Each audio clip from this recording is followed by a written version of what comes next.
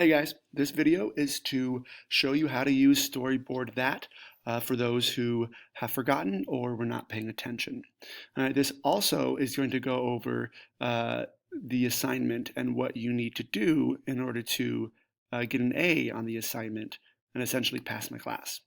So when you sign on, sign on to Storyboard That, just click on the link and it'll sign you in automatically, which is a nice feature. Then you're going to go up here to My Account and click there. Then it's going to take you up to this. It's going to say hello, whatever your username is. To get to the storyboard you've been working on, you need to come over here and go to My Storyboards. If you have not started a storyboard yet, go to Create a Storyboard. I've already saved one, so I'm going to click on My Storyboards. And then it's going to be right here. All right, you want to click on Edit. When you click on Edit, it'll open it up and with all your saved changes. Now, your storyboard needs to look like this with 6 squares and each square having a caption box beneath it. All right, my caption box here says, "A lonely man sat on a bench." All right. In order to get the 6 squares, you need to come down here to Add Cells, that blue button here. And if you haven't done so already, I suggest opening up Storyboard That in another tab and going back and forth as we follow along. So Add Cells, you want to make sure you click 3 by 2. Then click Change Layout. And in order to get the captions underneath, you need to go to Storyboard Layout and click this third option up here, Cell and Description. Right. Once you click that, you should have 6 white empty boxes with 6 smaller empty boxes underneath them. When you go to edit one of these boxes, you'll click on it and then it'll pop up here on the right. And I know it's confusing because it looks like you're actually writing in this third box, but you're not. If you notice, if I click in this box, it's going to pop up over here. It just pops up next to it. And as I type here, the story, it happens over here. Okay? Now, to go over what you need in each box, the first box is the exposition. This is probably going to be the most important box of all 6, because this is when you need to write a complete compound sentence. So write that down, needs to be a compound sentence. All right? And this one's going to talk about the beginning of your story, the exposition of your story. It needs to be a compound sentence. Okay? All right, I got rid of those pictures here. So they didn't tell a story at all. Now, in the second box, this is where you tell us the conflict, the inciting incident.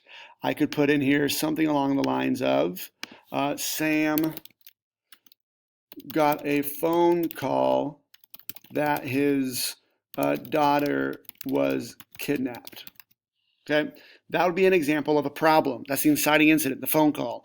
Right? So in the third box is the rising action. What does he do to try to find his daughter? Sam looked at his house and his old place of employment, yet could not find where the kidnappers took his daughter.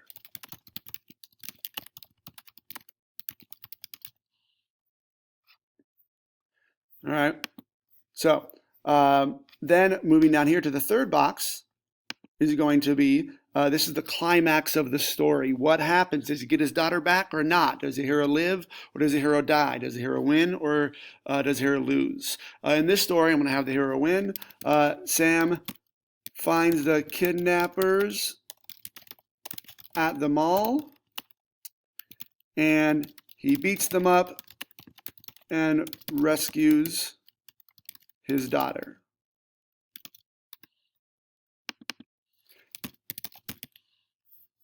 Right? So now you would think, oh, well, that's the end of the story. No, there's 2 more boxes left going on here. You got to tell me the falling action. All right? So the kidnappers are all beat up, and he has his daughter, but now they got to get out, right? So now I can say Sam and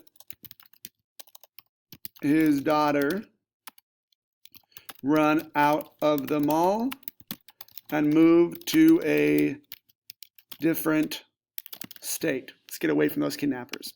Okay, and then the very, very last one is the resolution. This is how the story is from now on. So now I could say Sam never let his daughter go out alone again.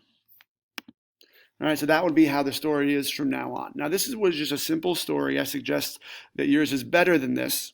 All right, but after you've written one, what you're going to do is you're going to find images and actually build the storyboard.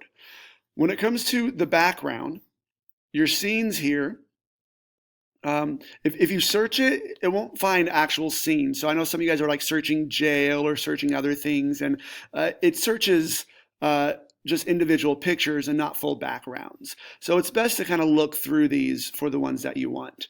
All right. In this one, Sam got a phone call that his daughter was kidnapped. I probably want Sam will probably be sitting in the same place he is, the same town square. And maybe he was there all night, so I'm going to take Sam. Now, a cool feature here is to make a copy. All right, so if you already have Sam sitting on a bench, you can just make a copy, and now there's two of them. And you can move them over here. All right, so that's a cool feature.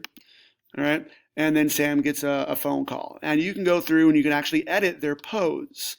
Edit pose, I want his hand up on the phone.